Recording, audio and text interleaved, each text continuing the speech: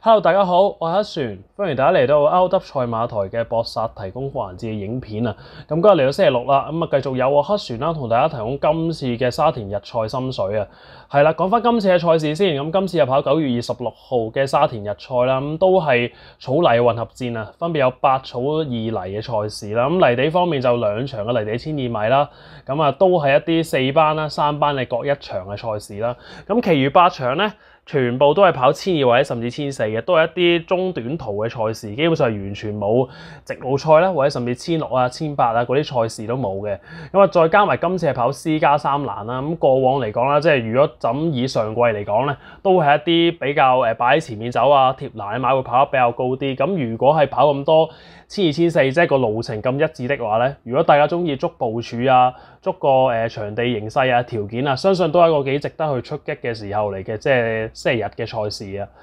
係啦，咁啊，但係始終近日啦個天雨都叫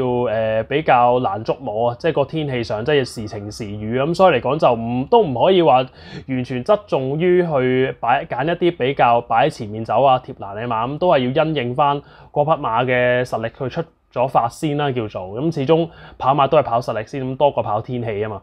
係啦，咁啊講翻今次嘅賽事先，我自己今次黑船博薩提高嘅心水就俾咗第9場嘅3班1400米啊。咁啊預料咧呢場個戰局上會比較平均啲，因為呢一場嘅對手其實都比較強弱懸殊啊，即係有一啲側身進步緊嘅分子啦，都比較突出啲。咁二嚟其實同時都有啲叫積咗一段時間啦，或者甚至都未交到啲咩表現嘅 PP 啊，或者甚至交咗分嘅 PPG 咁等等啦。即係所以嚟講呢場預料戰局上比較平均啲，都有啲條件可以即係叫攞啲分頭嘅，相信。係啦，咁啊講翻今次自己嘅心水先。咁首先咧就揀咗14號嘅象俠先嘅。咁啊講翻呢匹象俠啦，其實都叫有少少嘅明星馬光環啦。始終呢個馬主嘅團體都有方力申啦，即係藝人方力申啦。係啦，咁啊講翻呢匹馬先。咁啊上季其實跑咗4場，已經喺4班1000米開到城門嘅啦。咁當時其實贏嘅馬雖然唔算太叻，咁啊贏到啲叻精彩啊、創高峰咁，但係其實之後加咗分啦，即係上咗去榜，咁啊上到130幾磅咧，其實對呢啲側身馬嚟講，其實個考驗都幾大嘅。咁啊，尤其是都係服役嘅初段時間啦。咁但係其實佢每當佢用到一個比較稍為留後追嘅跑法咧，佢點都追到一段俾大家睇嘅，都係一隻比較忠心啲嘅馬。咁反而有啲咩情況佢會跑得差咧，其實就真係會擺喺前面走啊，或者甚至沿途望空咧。咁呢種跑法咧對佢嚟講會比較吃虧少少啊。咁啊都講翻佢上季最尾嘅嗰一場啦，就係跑7月11號嘅826嘅嗰一場賽事。咁啊當時因為個加分嘅關係啦，咁上咗61分。咁當時係第一次跑3班1400米嘅。咁如果大家有留意翻7月11號嘅偏差啦，即係雖然跑 A 欄都好，但係嗰日咧基本上一啲貼欄啊擺喺前面走嘅馬咧係好大嘅優勢，因為當日其實都有友誼志好啊、神之水滴啊等等嘅馬，其實都係擺喺前面走咧，其實已經掌握咗好大嘅條件去贏馬噶啦。咁啊就算呢一場都好啦，咁啊呢一場其實前段都放得比較快啲，因為當時開心威龍咧同埋日日營咧頭3段係做咗57秒58嘅，都係一啲係如果你放眼喺5班嘅谷草1000咧，基本上呢啲都已經係一啲頭馬嘅時間噶啦。係啦，咁當時其實象俠呢啲馬咧，始終第一次上到嚟3班，咁再加埋遇到一個咁快步速咧，其實考驗個氣量上、韌力上都比較大嘅。咁啊沿途都守咗一個比較後啲嘅位置，守咗喺尾3尾2位置。咁喺轉彎嘅時候，其實慢慢咁已經移近咗，追近翻唔少失地啦。咁啊末段其實都交咗一段幾強嘅後勁咧，追翻近3班嘅頭馬啦，包括即係退咗役嘅團結力量啦，或者甚至公認都幾超班嘅烽火戰區咧，其實最尾都係輸2個幾馬位咧。其實個表現上，如果以初次升到3班嚟講咧，其實都已經係交代有餘啦。咁始終大家都要考慮翻嗰日嘅 A 欄係都幾唔利去後追嘅，係啦咁之後啦，即係經過咗唞暑之後，其實呢匹馬咧都沿用翻告東尼嗰個部署啦，即係8月1號開操咁啊，慢慢操翻起，由單跳做翻起啦，即係都係一啲跳得比較慢啲嘅時間。咁埋門咧喺9月中嗰段時間做咗一課1200米嘅大閘嘅，係啦。咁當時又同勝利多多啊、新威力啊，都一啲叫子彈快馬一齊去試啦。咁當然佢嘅評分上會稍為高少少，咁但係呢匹象俠始終都係跑一啲比較長啲路程嘅馬咧。咁潘明輝末段段都要騎翻幾步去撻翻呢隻馬嘅後勁咧，其實末段交出嚟反應。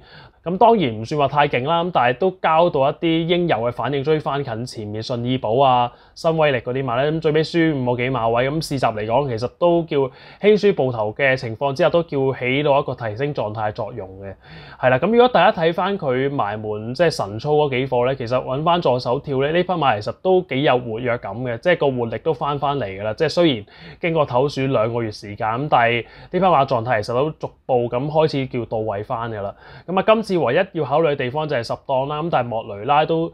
識去操控呢一啲後上嘅尺寸馬嘅，咁只要早段攝到一啲比較靚啲嘅位置，守喺啲7-8位咧，如果聽日嘅私家三輪並非想象中咁難追的話咧，佢都幾有條件可以後發先至追上嚟，因為始終佢都係一匹喺同場嚟講比較有上升空間嘅馬蹄，咁所以嚟講呢匹象俠咧，照計升到上嚟3班都係幾有條件爭勝，咁所以嚟講首先係揀咗呢匹14號嘅象俠先。咁啊，次選方面，我哋揀咗5號嘅志在四方嘅。咁如果大家睇翻佢嘅賽績上咧，其實佢都有一大段嘅日子冇贏過馬啦，基本上已經有2季嘅時間㗎啦。因為其實如果大家睇翻佢嘅賽績啊，其實前季要贏馬咧都已經係10月6號啊，當時跑077，當時揾沈拿去贏2班嘅賽事，咁大家數翻其實都已經有一大段歷史㗎啦。咁啊，當中經過咗呢2年咧，其實一路都搏唔到出頭嘅，基本上有3次跑咗第2咧，都叫有少少黑仔啦，咁但係輸嘅馬咧，其實都叫有部分係超級馬啦，譬如銀池啦，咁但係其實同時都輸過俾